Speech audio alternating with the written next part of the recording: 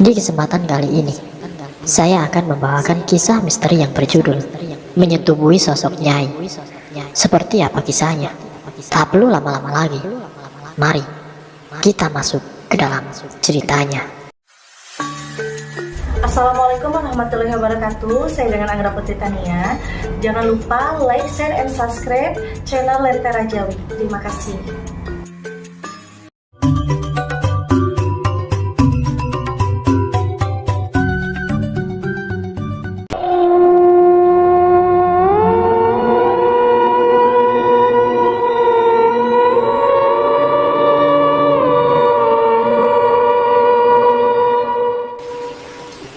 Lagi-lagi terjadi di suatu desa kecil di Indonesia. Sebut saja namanya Danu, pemuda pengangguran yang kerjanya waktu ada panggilan saja. Seperti mungkin ada orang mau pasang pipa, gali tanah, sambung kabel dan juga lain-lain. Karena desanya yang kecil itulah, lapangan pekerjaan sedikit sekali. Ditambah lagi Danu hanya tamatan SD. Itu mereka yang memilih untuk tidak melanjutkan berpendidikan. Tapi teman Danu yang bernama Rian justru tidak pernah makan bangku sekolah. Memang di desa Danu ini banyak sekali pemuda yang menganggur dan hanya kerja serabutan. Mungkin karena faktor lingkungan berpengaruh untuk tidak melanjutkan pendidikan. Jadi suatu saat ada panggilan pekerjaan yang lumayan menjanjikan untuk Danu dan juga temannya Mail dan Rian. Tawaran ini disampaikan dari seorang sesepuh desa. Bisa dibilang orang yang dielu-elukan karena beliau adalah tokoh agama. Panggilan sesepuh ini adalah Bahar. Waktu itu tahun 2000-an. Waktu Danu masih jadi bujangan. Awalnya Danu lewat depan rumah Bahar. Disitulah Danu dipanggil. Awalnya Danu disuruh untuk membetulkan peralon di rumah Bahar yang bocor. Bahar ini laki-laki. Selesai bekerja, Bahar mengajak ngopi sambil mengobrol dengan Danu di teras rumah Bahar. Yang intinya Bahar ini menawarkan buat kerja di tempat pengobatan tradisional. Cukup menjanjikan penjelasan dari Bahar ini, karena Danu juga butuh pekerjaan. Akhirnya tanpa babi bu, Danu langsung menerima tawaran itu.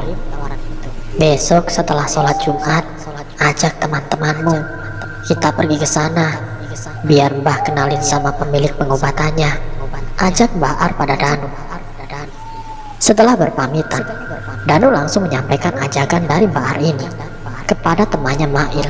Kemudian disusul jalan berdua ke rumah Rian. Sampai di sini aku bakalan menceritakan dari sudut pandang pertama, yaitu dari Danu, supaya kalian juga gampang mengerti alurnya. Sudut pandang dari Danu. Memang kerjanya apa saja, Nu? Terus berapa lama kita bakal bekerja? Nah, gajinya berapa? Tanya Mail waktu aku sampai di rumahnya untuk mengajak dia bekerja. Aku belum dijelasin sih, tapi itu bisa dijelasin nanti di tempat kerjanya. Yang penting kamu mau apa tidak. Yang namanya kerja sudah pasti dibayar lah. Habis itu kita ke tempat Rian. Jelasku bersemangat. Ya sudah, ayo aku ikut. Kapan lagi, ya kan? Daripada nganggur, kata Mail. Setelah itu kami pun mendatangi rumah Rian. Aku langsung menjelaskan seperti apa yang aku jelaskan kepada Mail. Rian sama semangatnya dengan aku dan juga Mail, dan sepakat bertemu dengan Bahar besok setelah sholat Jumat. Ya ampun, kalian jalan kaki? Sambut Bahar dari dalam rumahnya melihatku. Rian dan Mail di depan rumahnya. Kami baru saja selesai sholat Jumat saat itu. Lokasinya jauh loh. Maksud saya bawa kendaraan supaya saya bisa antar kalian. Jelas Bahar yang kebingungan. Akhirnya karena Bahar tidak mungkin ikut jalan kaki dan beliau pun tidak punya kendaraan, kami diberi secari kertas berisi alamat yang beratasnamakan Bu Nining untuk cari sendiri lokasinya. Ya, bagaimanapun kami harus tetap berangkat. Bahar juga nitip kita satu surat tanda kalau kita mau bekerja di tempat Bu Nining. Mau tidak mau, kita harus berangkat ke sana dengan usaha sendiri. Karena katanya perjalanan ke sana memakan waktu 2 jam. Setelah dipikir-pikir, akhirnya kita sepakat untuk menumpang mobil pickup orang yang searah jalannya. Singkatnya sudah sampai di lokasi sesuai arahan dari Mbah Ar. Tapi menurut supir pickupnya, desa ini masih masuk ke dalam, cuma jalan setapak menuju ke sana. Akhirnya kami turun dan jalan lumayan jauh ke dalam.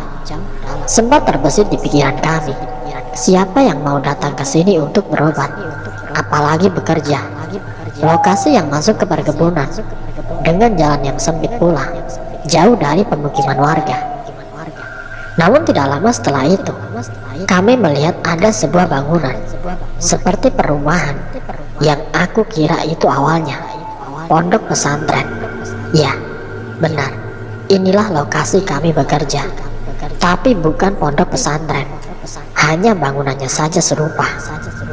Lalu kemudian kami pun mengetuk pintu bangunan itu dan menanyakan kejelasan alamat ini dengan seorang yang membukakan pintu. Apa benar ini adalah yang dimaksud oleh Mbah Ar? Ternyata benar.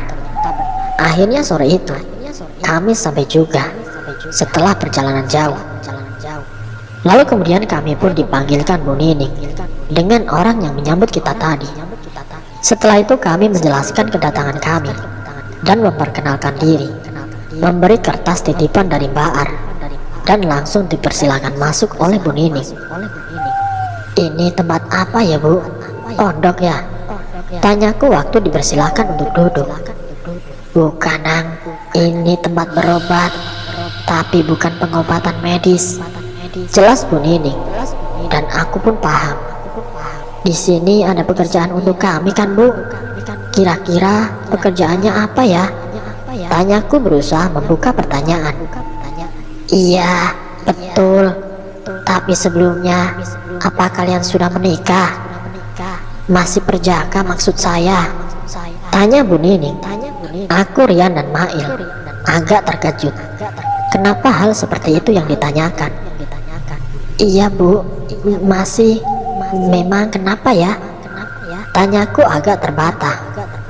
Intinya Bu Nining menjelaskan, itu sekedar persyaratan untuk kerja di sini. Setelah itu kami pun diajak berkeliling ke tempat itu, dan kami pun dijelaskan, di sini pekerjaan kami hanya menjadi pelayan. Aku awalnya bingung untuk melayani apa dan siapa. Akhirnya kami pun diajak ke lokasi yang lebih dalam dari lingkungan bangunan-bangunan menyerupai pondok pesantren itu. Bu Nining berhenti di depan ruangan kosong yang ternyata di dalamnya ada ruangan berpintu lagi, gelap dan remang-remang, hanya mengandalkan cahaya lilin di beberapa sisi ruangannya. Saat itu juga kami dipersilakan untuk duduk, dan Bu Nining mengetuk pintu kamar tersebut.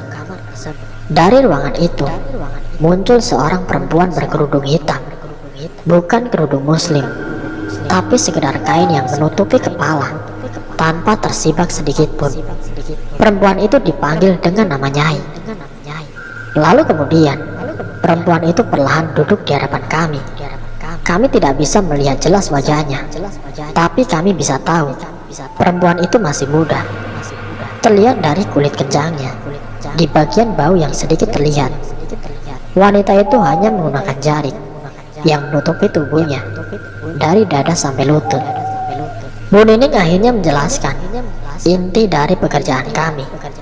Jadi kami diminta untuk melayani perempuan itu layaknya suami istri.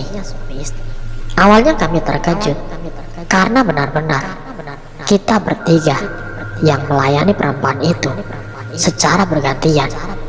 Tapi semua itu jika ikhlas dilakukannya, Tuhan akan mengampuni segala dosa kami jika berkehendak, dan kami akan dibayar dengan jumlah yang besar. Dengan menyentubuhi perempuan itu, Bu Nining juga mendapat kesempatan untuk menolong orang-orang yang membutuhkan kesembuhan dari penyakit santet yang zalim.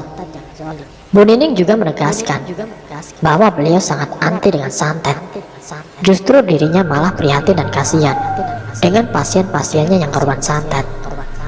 Semua kemampuan Bu Nining ini atas kehendak dari Nyai, yaitu perempuan di depan kami. dan juga kehendak Tuhan Yang Maha Esa.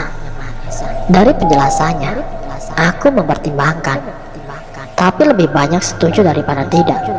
Hanya beberapa keadaan saja yang bahkan tidak bisa menggoyahkan ketekatanku untuk menyetujui tawaran ini. Mulai dari gaji dan tubuh perempuan belia ini yang kelihatannya benar-benar seksi dan menggoda. Kami siap melakukan apapun. Kami bertiga pun sepakat. Setelah itu Bu Nining menanyakan usia kami. Rianlah yang paling tua di antara kami. Jadi malam itu juga dia langsung dipersilakan kami melakukan hubungan intim dengan perempuan itu secara bergantian di dalam kamar di ruangan itu. Dari Rian, kemudian aku, lalu Mail. Kalian tahulah seperti apa layaknya hubungan suami istri. Setelah berhubungan, aku merasa ada yang janggal, tapi masih aku simpan sendiri perasaan ini. Waktu di kamar, aku melihat betapa cantiknya Nyai ini. Tapi setelah selesai, aku sesekali mau membayangkan lagi. Tapi justru yang aku ingat malah sosok yang mengerikan. Tubuhnya hitam, tertutup bulu dengan wajahnya yang menyerupai wanita tua. Kami selesai di hari pertama itu, kira-kira jam 1 atau 2 malam. Kita sudah disiapkan kamar oleh Bu Nining untuk istirahat setelah bekerja. Di sana kami bertiga mengobrol sebelum tidur. Aku mengeluh soal apa yang aku bayangkan soal Nyai. Kenapa aku masih sama sekali tidak bisa mengingat rupanya yang cantik. Ternyata begitu juga dengan Mail dan Rian. Mereka sama-sama sulit mengingat sosok cantiknya, tapi malah yang teringat sosok yang menyeramkan. Di sini kami baru berasumsi kalau jangan-jangan Nyai bukan manusia. Kami baru berpikir, apa kita dijadikan suguhan untuk jin? Kita dijadikan tumbalnya untuk jin peliharaan Bu Nining. Bisa jadi seperti itu. Aku merasa semakin yakin kalau sambil membayangkan rupa Nyai yang harusnya cantik malah menjadi mengerikan. Aku ingatkan di sini, Danu dengan 3 orang temannya memang sangat awam dengan hal ini. Ditambah mereka masih sangat polos waktu itu. Jadi apa yang dihadapannya, asalkan enak seperti makanan atau perempuan, mereka tidak menolak, apalagi ada upahnya untuk menghabisinya. Kapan lagi kita dapat uang sebanyak ini? Lagian sudah enak, dibayar juga lagi, kata Mail. Iya, kapan lagi? Sudahlah, kita nikmati pasti dalam kamar saja. Selesainya yang penting uang. Pulang ke desa bawa uang banyak. Jelasku. Sudah mantap juga Nyai itu. Cantik, seksi, sudah betul. Tidak usah dipikir pas udahannya. Yang penting balik kampung banyak uang. Tutup Rian yang juga setuju dengan aku dan Mail. Kami berpikir masih bingung tentang resikonya. Akhirnya besok paginya kita bertanya kepada Bu Nining. Waktu itu Bu Nining menjelaskan, sama seperti awal kita akan bekerja, tidak ada resiko. Bu Nining menekankan kembali bahwa yang kita lakukan justru bisa menutupi dosa. Itu hal yang lazim dilakukan. Dan kalau kita misalnya mau berhenti dari pekerjaan ini, kita sendiri yang harus mencari penggantinya dengan syarat yang sama, yaitu laki-laki perjaka dan belum menikah. Pekerjaan ini hanya bisa dilakukan pada hari Jumat saja. Jadi waktu kita mau melakukannya, ya lakukan, nanti kita dibayar. Tapi kalau sudah tidak mau melakukannya, seperti tadi yang dibilang, harus dapat pengganti dari kita. Soal umur Nyai yang membuat aku terkejut. Sebenarnya Nyai berumur ratusan tahun. Nyai bukanlah manusia. Bu Nining menjelaskan itu semua dengan gamblang, tapi meyakinkan kami juga kalau Nyai bukanlah jin yang suka menakut-nakuti atau mengganggu. Nyai cuma butuh kasih sayang lelaki perjaka, supaya Nyai bisa memberikan kekuatan untuk Bu Nining untuk menyembuhkan orang-orang dari jeratan telur dan santet. Dari penjelasan Bu Nining, aku merasa berat untuk bertanya soal sosok hitam berbulu lebat yang selalu terlintas di pikiran kami. Tapi aku mengurungkannya karena Bu Nining terlihat menghormati sang nyai. Singkat cerita, kami akhirnya memutuskan untuk pulang ke desa dan diperbolehkan oleh Bu Nining.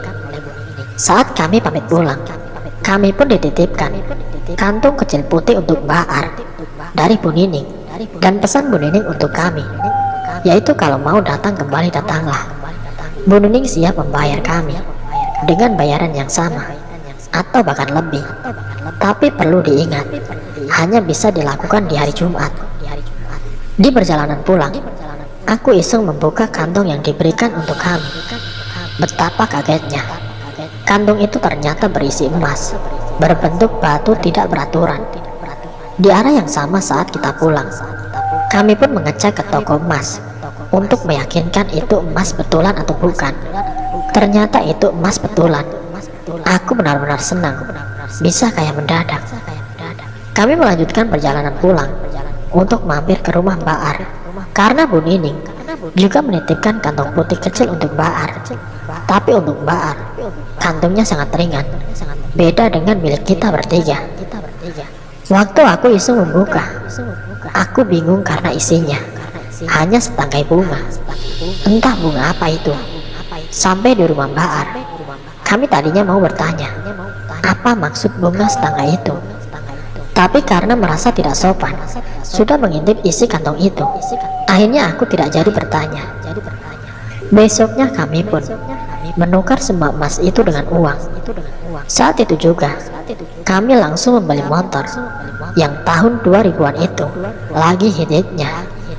Kami membeli secara cash, bahkan uang itu tersisa untuk kami beli baju dan pegangan untuk seminggu ke depan. Sejak saat itu, setiap hari Jumat kami rela datang dari jauh untuk bekerja di tempat Bu Nining.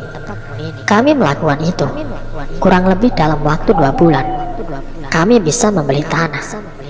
Setelah kami membeli tanah, disitulah kami mendapatkan kejadian-kejadian aneh dan tidak nyaman. Aku sering merasa cepat lelah, padahal aku tahu benar karena terbiasa bekerja dari pagi sampai sore. Stamina aku terlatih untuk kuat, tapi sekarang tidak. Baru beberapa menit beraktivitas, aku sering kelelahan, padahal hanya beres-beres pekarangan dan aktivitas sehari-hari. Awalnya aku berpikir, mungkin karena aku sekarang kemanapun tidak berjalan kaki lagi. Akhirnya aku menjadi jarang sekali bertemu dua temanku. Paling bertemu saat kami ke tempat Bu Nining di hari Jumat itu. Orang di rumahku, orang tua dan keluarga temanku, tidak ada yang tahu soal apa pekerjaan kami. Mereka taunya kami adalah mandor dan bekerja di pabrik. Ini pesan dari Mbak Ar yang menyuruh kita untuk tidak buka mulut kepada orang-orang soal pekerjaan kami. Menurut penuturan Mbak Ar, yang bisa dapat pekerjaan ini ialah orang-orang terpilih, karena kami orang bersih. Ada perasaan bangga dibilang seperti itu, makanya kami nurut saja untuk tutup mulut. Namun beberapa bulan kemudian, fisik kami sama sekali tidak sanggup untuk ke tempat Bu Nining. Terkadang aku datang sendiri, terkadang hanya berdua, atau bahkan temanku saja yang datang. Aku banyak makan karena aku sering kelaparan, tapi tidak pernah merasa kenyang. Aku bisa makan 5-6 kali dalam sehari, tapi semakin hari tubuhku semakin kurus. Tidak sampai kurus sekali, tapi dari sebelumnya aku kelihatan lebih kurus. Aku sempat periksa ke dokter untuk kontrol gizi, tapi tetap saja, walaupun sudah diberi pengaruh, tapi tetap saja aku tidak ada perubahan, walaupun sudah diberi pengarahan. Karena putus asa menganggap penyakit ini serius dan tidak wajar, aku mengajak Rian dan Mail untuk bertemu orang pintar. Perasaanku ini berkata, ini pasti ada hubungannya dengan pekerjaan dari Bu Nining. Saat kami berobat ke orang pintar, kami sama sekali tidak cerita soal Bu Nining, karena kita ingat pesan dari Mbak Ar. Namun dari penerawangan orang pintar ini, banyak anak-anak kecil tanpa kepala. Anak-anak itu ikut kemanapun kami pergi. Bahkan mereka ada di sini sekarang. Anak-anak ini gaib. Mungkin kami tidak bisa melihat, tapi Mbah orang pintar ini bisa melihatnya. Kira-kira jumlahnya 7-6 anak sedang duduk di belakang kami. Aku dan Rian kurang percaya. Akhirnya orang pintar ini merapal mantra pada segelas air. Lalu air itu dioleskan ke mata kami. Walau dalam mata tertutup, kami bisa melihat keberadaan mereka. Betapa terkejutnya saat kami melihat banyak anak-anak tanpa kepala. Karena tidak tahan melihat kengeriannya, aku langsung melotot dan sosok anak kecil itu menghilang begitu saja. Dari mana bocah ini? Tanya orang pintar tersebut serius. Kami diam 1000 bahasa. Setelah itu orang pintar ini menjelaskan kalau anak-anak ini bukan karena kami ketempelan. Anak-anak ini datang dan kondisinya terawat. Tepatnya anak-anak ini seperti dipelihara. Orang pintar itu meyakinkan kembali. Apa kalian sengaja memelihara? Kami benar-benar tidak bisa menjawab. Aku tetap tidak mau mengungkap keadaan yang sebenarnya. Kami berlagak tidak tahu menahu apapun karena kami bungkam. Akhirnya orang pintar tersebut tidak bisa bantu apapun, tidak menemukan solusi apapun. Anak-anak ini adalah jin bertuan. Mereka bakal pergi kalau disuruh tuanya untuk pergi. Orang pintar ini hanya bisa mengusir jin tidak bertuan. Orang pintar tersebut tidak tahu harus berbuat apa. Ternyata alasan kami cepat capek dan selalu lapar itu disebabkan karena anak-anak itulah yang menyerap sari-sari tubuh dari kami, termasuk energi. Ya, jadi selama ini kami makan juga untuk makan mereka.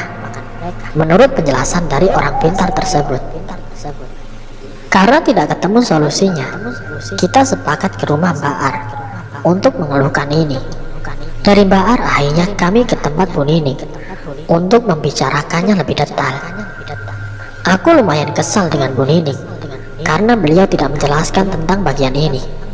Aku yakin sekali anak-anak ini ikut karena tugas kami melayani Nyai. Mau marah pun segan karena kehidupan kita jadi lebih makmur karena Bu Nining. Biarpun keadaan fisik kami bisa dibilang miris. Dengan santun Mbak Ar menjelaskan protesan ini dan tunduk dengan Bu Nining. Kami pun kebingungan karena Mbak Ar jauh lebih sepuh secara umur daripada Bu Nining. Tapi biarlah, mungkin memang watak Mbak Ar seperti itu. Tanggapan Bu Nining dengan sandainya berkata, bocah-bocah ini datang untuk menjaga kalian. Mereka tidak berbahaya. Dari penjelasannya, jelas berbeda dari yang dijelaskan oleh orang pintar kemarin. Efek dari anak-anak itu benar-benar membuat kami tidak punya gairah hidup. Ini malah menuju fatal. Aku akhirnya memutuskan untuk di hari itu juga aku putus kontrak dengan Bu Nining. Aku mau memulai hidup yang normal lagi. Bu Nining setuju dengan syarat harus mencari pengganti kami. Karena tanpa pengganti kami, Bu Nining tidak akan bisa melepas anak-anak tersebut dari kami. Yang lebih mengejutkan menurut Bu Nining, ternyata anak-anak itu adalah anak hasil hubungan kami dengan Nyai. Anak itu dihasilkan dari sperma kami sendiri. Walaupun mereka bukan manusia, tapi kami tetaplah bapak dari anak-anak tersebut. Setelah dapat kejelasan, akhirnya kami pun berpamitan. Mbah Ar pun mencium kaki Bu Nining sambil meminta maaf soal keputusanku yang membuat kami semakin terkejut melihatnya. Setelah sampai di desa, kami berunding kembali mengenai kelanjutan karena Rian dan Mail masih mau melanjutkannya, sedangkan aku sudah kapok. Aku kembali ke rumah Mbak Ar untuk membantuku mencari pengganti karena aku pun ingin lepas dari bocah-bocah tidak jelas itu. Aku akhirnya jarang bertemu dengan kedua temanku semenjak beda keputusan. Karena beda pendapat itu yang membuat kami sedikit risih satu sama lain. Setelah beberapa hari, Mbah Ar akhirnya menemukan pengganti untukku. Sebut saja namanya Wisnu. Kami akhirnya berangkat ke tempat Bu Nining bertiga. Sampai di sana, Bu Nining menyiapkan segalanya untuk upacara pelepasan. Prosesinya mengharuskan aku dikubur dengan kepala tetap di atas tanah. Aku dikubur semalaman, dan paginya tubuhku bakal dimandikan dengan Bu Nining. Setelah semalaman, tubuhku dimandikan dengan air bunga melati, dicampur jeruk purut. Entah maksudnya apa. Selesai dari itu, aku dipersilahkan untuk pulang. Baar dan Wisnu sudah pulang lebih dulu dari hari kemarin, makanya aku pulang sendiri. Akhirnya aku terlepas juga. Aku bertekad tidak akan pernah datang lagi ke tempat Bu Nining. Namun dengan anak-anak ini tidak sepenuhnya langsung menghilang. Penderitaanku yang selalu kelaparan ini masih berlangsung berbulan-bulan dan menghilang perlahan. Setelah 2 tahun, tubuhku akhirnya normal kembali. Staminaku pun kembali normal, dan akhirnya aku bertobat. Sadar kalau perbuatanku itu salah, dan aku memang benar-benar polos. Akhirnya aku mencari ustadz untuk menceritakan itu semua, dan ternyata Pak Ustadz ini seolah tahu Bu Nining. Dijelaskannya Bu Nining ini ternyata memang seorang pembuat aliran sesat, memelihara jin, pesugihan dan juga lain-lain. Mengenai Baar dan 2 temanku, kubiarkan saja begitu tanpa tahu kabarnya. Tapi 2 temanku ini masih jadi pelayan Nyai sampai di tahun 2007. Aku mendengar kabar Bu Nining diusir dari desanya. Mungkin ada kaitannya dengan aliran sesat ini dan diketahui oleh warga. Sampai akhirnya di tahun 2009 Baar meninggal dunia, entah karena apa. Tapi memang beliau sudah sangat sepuh. Itulah cerita pengalaman waktu muda. Sekarang aku sudah bertobat, dan aku sudah tidak mau lagi mengikuti aliran tidak jelas itu. Dan selesai. Semoga dari kisah ini kita dapat mengambil hikmah dan pelajarannya. Ambil sisi positifnya dan buang jauh-jauh sisi negatifnya. Terima kasih untuk kalian yang sudah mampir di channel kami.